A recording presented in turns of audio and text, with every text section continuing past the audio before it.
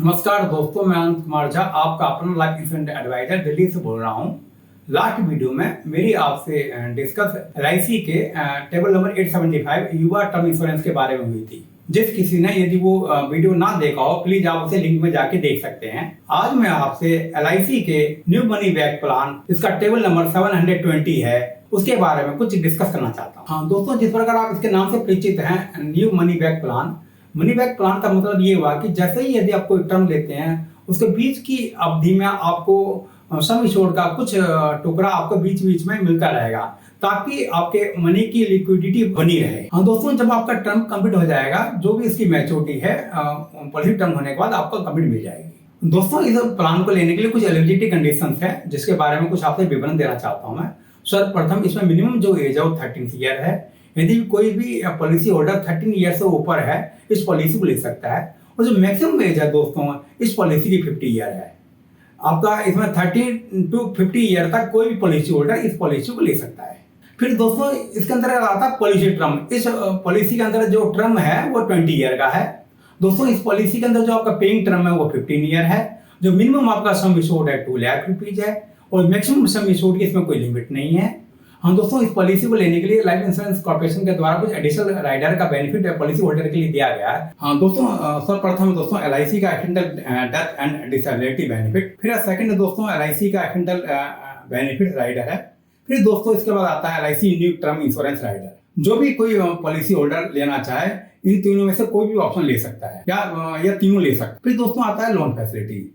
कोई भी policy holder 1 year के बाद इस पॉलिसी के अंतर्गत लोन ले सकता है। फिर दोस्तों आता है surrender value. Policy term complete होने के बाद 1 ईयर के बाद भी कोई पॉलिसी होल्डर के भी पैसे की नीड है होती है, तो इस पॉलिसी को सरेंडर कर सकता है। फिर दोस्तों आता है मोड ऑफ पेमेंट। तो मोड ऑफ पेमेंट के अंतर्गत दोस्तों कोई भी पॉलिसी होल्डर अपनी पॉलिसी को ईयरली ले सकता है, हाफ ईयरली ले सकता है, क्वार्टरली ले सकता है, मंथली ले सकता है, मंथली थ्रू नेच के द्वारा, और एसएफएस थ्रू ले सकता है। दोस्तों, यदि कोई पॉलिसी होल्डर अपना मंथली प्लान चुनता है नेच के द्वारा, तो सर्वप्रथम पॉलिसी लेने के समय उसका 3 मंथ का प्रीमियम वो एडवांस से डिपॉजिट होता है। दोस्तों, इस पॉलिसी से संबंधित आपको एक मैं एग्जांपल दे रहा हूं। मैं सपोज मानो कोई पॉलिसी होल्डर है जिसकी 30 ईयर है, उसने मैंने प्लान को सम एश्योर्ड 10 लाख का चुना, और पॉलिसी टर्म इसमें 20 ईयर है। जो उसका पेइंग टर्म है वो 15 ईयर है। दोस्तों, मैं आपको एक एग्जाम्पल दे रहा हूँ। दोस्तों, जैसे पॉलिसी होल्डर की एज 30 ईयर है, जो उसका ईयरली दोस्तों प्रीमियम बैठेगा विदाउट जीएसटी 77,409 रुपये बैठेगा। जो इसका जीएसटी 4.5% का फर्स्ट ईयर आएगा, टोटल प्रीमियम बैठेगा 80,892 रुपीज, और सेकंड ईयर से उसका प्रीमियम आएगा 79,150 रुपीज। तो ऑटोमेटिक दोस्तों उसका पेइंग टर्म 15 ईयर इस प्लान के अंतर्गत, उसका जो मनी बैक है 5 ईयर, 10 ईयर, 15 ईयर, जो उसका सम एश्योर्ड का 20% मनी बैक आता है। तो 5 ईयर बाद आएगा 10 लाख का 20% कितना होगा, 2 लाख रुपीज। फिर 10 ईयर के बाद 10 लाख का 20% 2 लाख रुपीज आएगा। फिर 15 ईयर के बाद 10 लाख का 20% 2 लाख रुपीज आएगा। लास्ट में जो उसकी मैच्योरिटी आएगी 50 ईयर के समय, उसका सम एश्योर्ड कितना, दोस्तों 40%, वो 4 लाख रुपीज है। तो दोस्तों, इस अभी तत्काल का जो वर्तमान का जो बोनस का रेट चल रहा है एलआईसी का, वो 36 रुपीज पर 1000 रुपीज चल रहा है। तो उसका बोनस आएगा 36,000 इंटू 20 ईयर्स का आएगा 7,20,000। जो उसका एफएवी आएगा, फाइनल एडिशनल बोनस, वो करीब 50,000 रुपये के आसपास आएगा। मैंने एक रफली दिया दोस्तों, ये इसमें से बोनस बाद में प्लस भी हो सकता है, तो थोड़ा सा माइनस भी हो सकता है, तो प्लस के चांसेस भी इसमें ज्यादा रहते हैं। तो टोटल इसमें जो मैच्योरिटी आएगी 11,70,000 के आसपास, जब पॉलिसी टर्म कंप्लीट होगा, उसको पॉलिसी होल्डर को मिलेगी। हाँ दोस्तों, मैं आपसे डिस्कस करना चाहता हूँ, यदि पॉलिसी होल्डर की इन बिटवीन डेथ हो जाती है पॉलिसी टर्म के दौरान, पॉलिसी होल्डर की 30 ईयर थी, उसकी मैच्योरिटी 50 ईयर थी, यदि इन बिटवीन 20 ईयर के अंदर यदि उसकी डेथ हो जाती है, सपोज मानो कि एज 10 ईयर के बाद डेथ होती है, तो उस पॉलिसी होल्डर को क्या मिलेगा। हाँ दोस्तों, इसका डेथ बेनिफिट है sum assured on death plus bonus. तो उसका सम एश्योर्ड कितना था दोस्तों, इसके अंतर्गत सम एश्योर्ड है दोस्तों उसका 10 लाख का 125% बेसिक सम एश्योर्ड, तो 10 लाख का कितना होगा, 12,50,000 रुपीज। और जो उसका बोनस कितना होगा 10 ईयर का, 36,000 इंटू 10, 3,60,000। तो टोटल इसका कितना बैठा, 16,10,000 रुपीज। फिर दोस्तों इस पर आता है 10 टाइम्स ऑफ एनुअलाइज प्रीमियम, उसका 77,409 रुपीज इंटू 10, तो इसका आता है 7,74,097 रुपीज।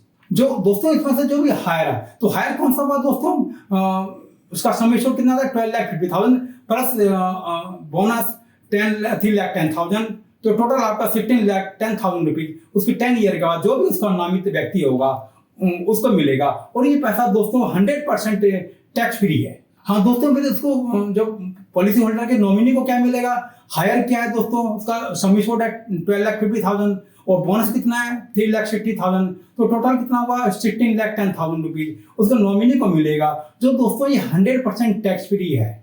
हाँ दोस्तों, यदि पॉलिसी होल्डर की दोस्तों एक्सीडेंटल डेथ होती है तो एक्सीडेंटल डेथ में क्या होता है, जो एक्सीडेंटल डेथ का जो सम एश्योर्ड उसका कितना था 10 लाख का, तो 10 लाख रुपीज़ का एक्सीडेंटल डेथ का सम एश्योर्ड और उसका इंक्लूड हो जाता है।